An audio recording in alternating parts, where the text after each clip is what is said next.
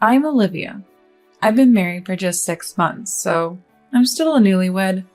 Juggling my nursing job and getting used to household chores has been a challenge. I met my husband Jackson at a cycling club. We enjoy bike rides together on weekends. Our relationship feels like an extension of our friendship. We do argue, but once we've said our piece, we quickly make up. It's like we're characters from a lighthearted comic.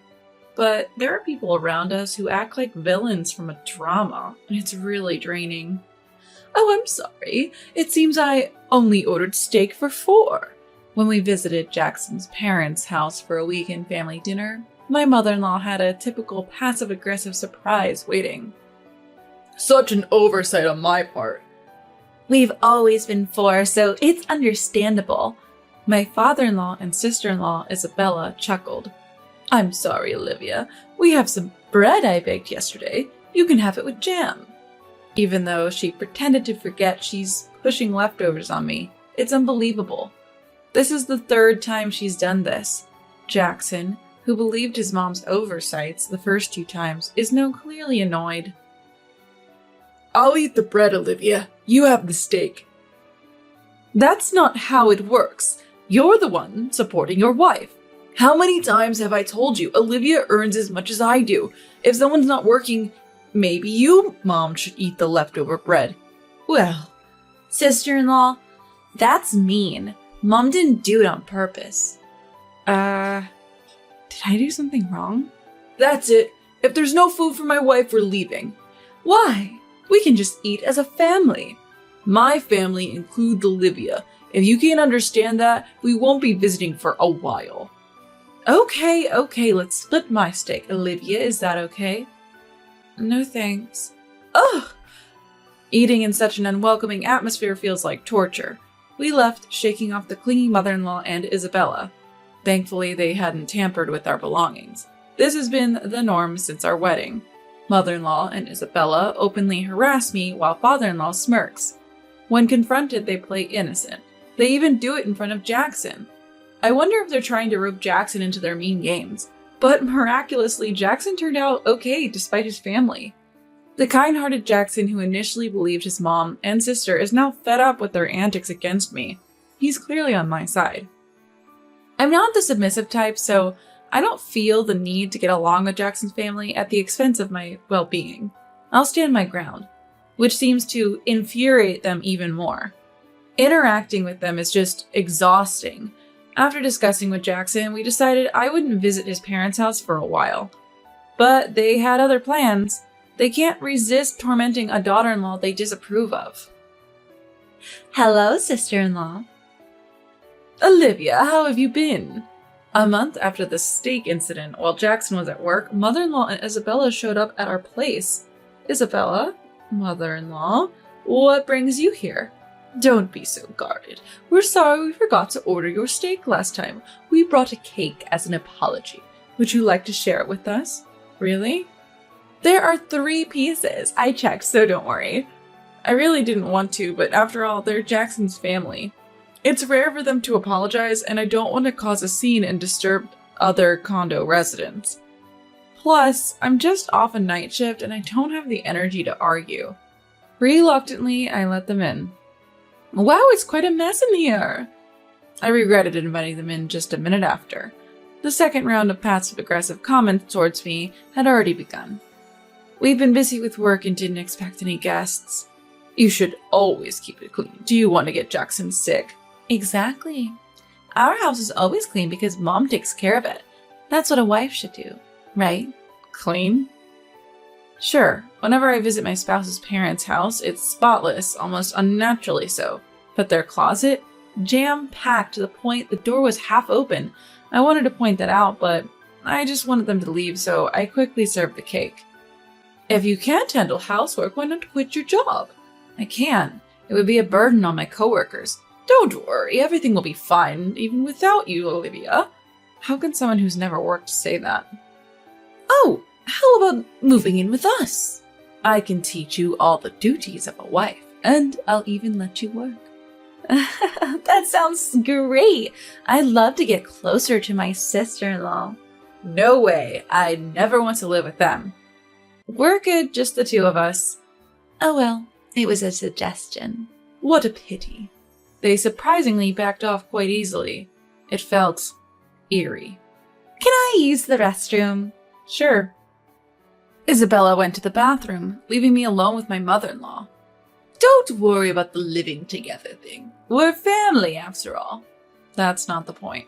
When Isabella finally came out, they continued their barrage of comments until they finished their cake and finally left. They even had 3 cups of tea each. Closing the front door, I felt a wave of exhaustion. Jackson will be home soon. I need to start dinner. Fighting the urge to lie down, I slowly head into the living room. Distracted by my fatigue and frustration, I didn't notice the bedroom door was left open. Hey, Jackson. What's up? Do you know where the contents of my red tin are? The red tin with the letters from your patients? No idea. I thought so. That night, after my in-laws' unexpected visit, I noticed the contents of a tin in my bedroom were missing. This tin held letters from patients I had cared for. I had been organizing these letters in my bedroom just before they arrived. I was preparing dinner right after they left, so I didn't check the bedroom until bedtime. I had completely forgotten about it. But now, the contents were gone. All that was left was the red tin. I thought maybe I had taken it to the living room, so I searched everywhere but couldn't find it. After a night's sleep, I searched again but still couldn't find it. Then it hit me. Yesterday, Isabella's bathroom break was unusually long. Could it be? I quickly grabbed my phone and called my mother-in-law. Oh, a call from Olivia, that's rare. Even over the phone, I could tell she sounded oddly cheerful. I'm sorry, but I can't find a bundle of letters from my patients since yesterday. Do you know anything about it? Oh, you've lost something so important, how careless. I don't know, but I'll ask Isabella. After a while, Isabella came on the line. Sister-in-law, I'm sorry, I might have thrown it away. What? My worst fears were confirmed and I felt sick. I tidied up your bedroom a bit when I went to the bathroom. I didn't ask you to. It was messy and it bothered me. That doesn't give you the right to go into my bedroom and throw away my things. I'm sorry, I get so engrossed when I start cleaning. People often tell me I'm naturally eccentric. What does that even mean? Olivia, Isabella didn't mean any harm. It's your fault for not keeping your room tidy in the first place. I can't believe. I think we should move in together. I can teach you how to clean properly. We're both a bit forgetful, so you must be worried, right? We can support each other. My mother-in-law laughed, and I could hear Isabella laughing in the background. There's no point talking to them. I need to look for the letters. Goodbye. I hung up, feeling defeated. I found it.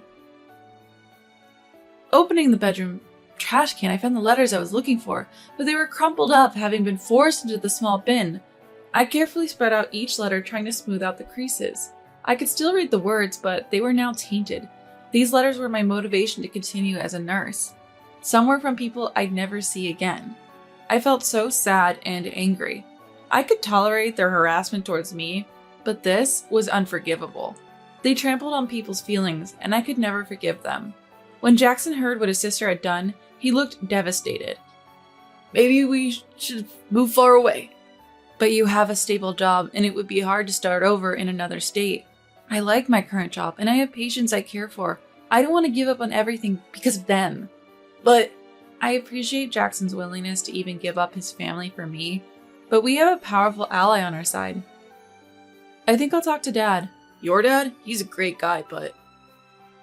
Jackson looked a bit troubled. It might seem pathetic to rely on a parent, but we had no choice. I want to show them what naturally eccentric really means. After convincing Jackson, I called my dad. A few days later, without any notice, Jackson and I visited my in-laws. What's this sudden visit? Decided to move in? At the entrance, my mother-in-law greeted us with a smug smile. No way, Jackson retorted, clearly annoyed. Unable to comprehend his frustration, Isabella and father-in-law piled on with their self-centered remarks. Living together would make everyone happy, don't you think? We're making a generous offer here, and you two are just being stubborn. You see, a daughter-in-law should... A daughter-in-law should what? Huh? A deep voice suddenly interrupted, causing everyone to flinch. From behind us, my dad slowly emerged. It's been a while, hasn't it? Since Jackson and my daughter's wedding. Yes, it has. Father-in-law took a step back. My dad, with his bear-like stature and fox-like sharp gaze, was intimidating even to those who knew him. Mother-in-law whispered in my ear, tugging at my arm, "Why is your dad here?" "Because you said I was a terrible daughter-in-law. I thought you might want to see the face of the man who raised me." "Hey, lower your voice." "It's fine. I'm not bothered by my loud voice." "So I heard my daughter isn't up to your standards." Dad's piercing gaze settled on mother-in-law. "Well, that's... What exactly is she lacking?" Her room is messy." "From what I saw, it didn't seem that bad. You must have very high standards. Let me see for myself." "Wait a minute." Ignoring her, Dad began inspecting the house. This was the reason for our unannounced visit. The clutter they usually hid in closets and spare rooms was now scattered everywhere, from the living room to the hallway. Even food wrappers and dust were left untouched. From a neutral standpoint, it seems my daughter keeps her place tidier than this." Dad tilted his head, puzzled. "But you came unannounced." "Oh? I heard you told my daughter she should always keep her place clean, even without plans. Your words don't match your actions." Well, if this is your standard of cleanliness, my daughter is just fine. No need for you two to live together." Deciding that was enough, Dad headed for the exit. "Wait!" Isabella tried to stop him. Despite being momentarily intimidated by his glare, she looked up pleadingly. "Sister-in-law is so mean. She blames us for small mistakes and keeps rejecting us." "Oh, I heard. Like how you only ordered food for 4 during a meal, excluding her." Dad responded calmly. Did she think that Dad, who had a surprising ear to listen, would be able to do it?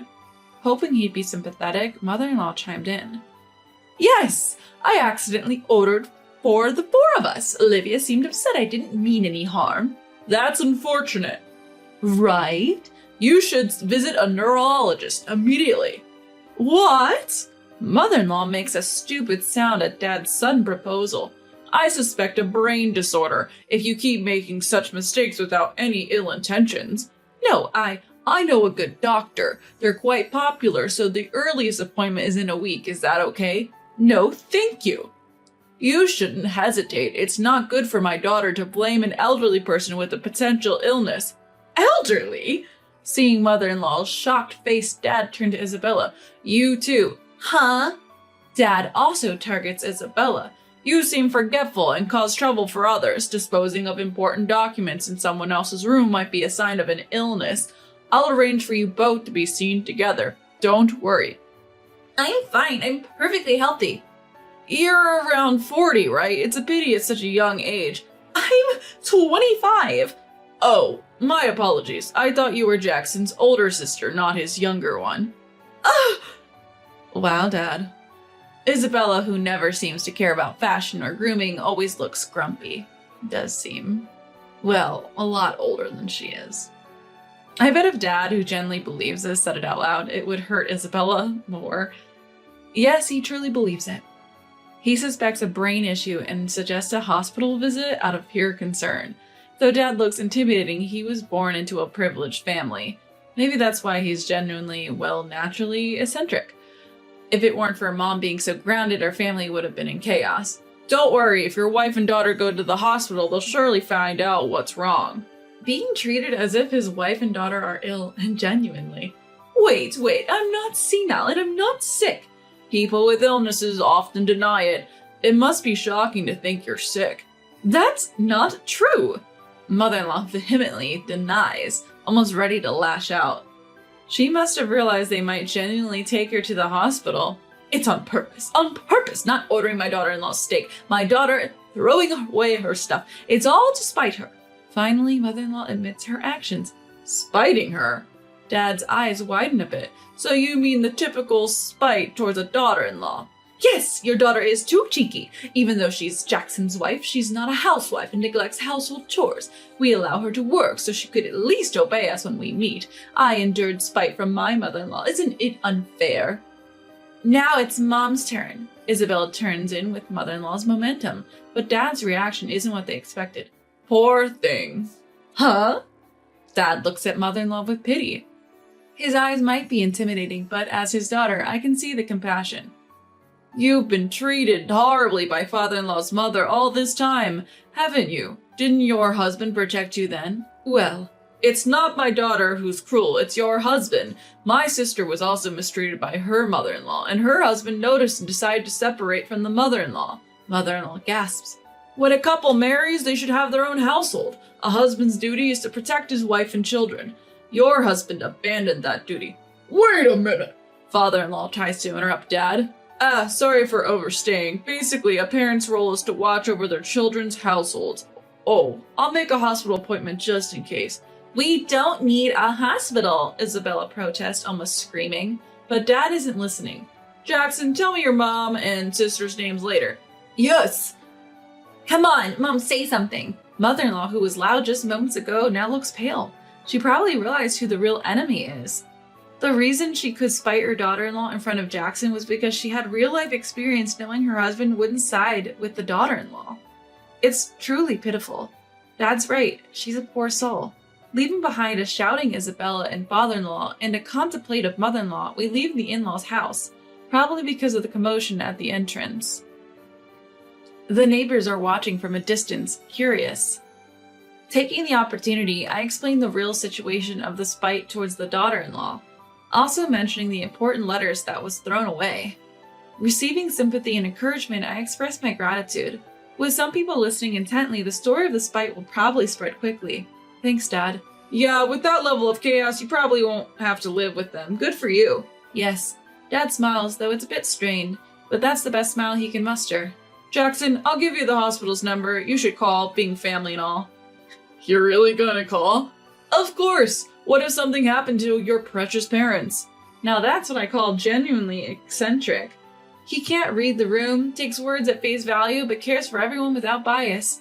Fake eccentrics don't stand a chance against that. Later, Dad and Jackson actually took mother-in-law and Isabella to the hospital. Of course they were healthy, but Dad joked, "So it's just a bad personality then. Good to know." Apparently, Isabella gave him a death stare. Yet mother-in-law just went home without much reaction. And then, chaos started in the in-laws' house. Having realized who the real enemy was, mother-in-law heavily blamed father-in-law for his past actions, and father-in-law, without any remorse or apologies, made things worse, pushing their relationship to the brink of divorce. In the midst of this, Isabella and father-in-law, feeling abandoned by mother-in-law, stormed our house. Olivia, it's because of your dad stirring things up that Mom and Dad are on the verge of divorce. We were doing fine until you guys interfered. I looked at the two of them, fuming with a cool expression. So, sacrificing the daughter-in-law was the secret to a happy family? Rose. What did you say? Father-in-law, quick to anger, raised his fist. But we had a guest today. Oh, isn't that Jackson's dad? It's my dad. Are you here to spite the daughter-in-law again? Is it that fun? Does it release a lot of dopamine? Isabella, if you keep this up, you'll get more wrinkles and look even older. Shut up. See, getting angry isn't good. Dad looked down at Isabella with genuine concern, and being oblivious to how this might hurt her pride is so typical of my dad. Oh, I know someone hosting an anger management workshop. Interested? I suggested, and Dad's face lit up. Oh, that sounds great. Let's book it right away. Enough is enough. Isabella, on the verge of tears, yelled as she dragged father-in-law away. I doubt they'll ever storm our house again. Dad just happened to be here today, bringing back souvenirs from his trip with Mom. I felt bad for dragging him into this. Why are you so obsessed with spiting the daughter-in-law? There are so many fun things in the world. Dad genuinely wondered. They just think differently from you, Dad. I see. Are you okay, Olivia? If you're worried, you can always move in with us. I'll pass on that offer. I knew it was a genuine offer out of concern, but living with my well-meaning but eccentric dad might be too much for Jackson. Sometimes distance helps maintain a good relationship. It's okay. Jackson's on my side. That's reassuring. We'll work hard together so you won't have to worry, Dad. Jackson and I are solid, because unlike mother-in-law and her family, we've a bond that they lack.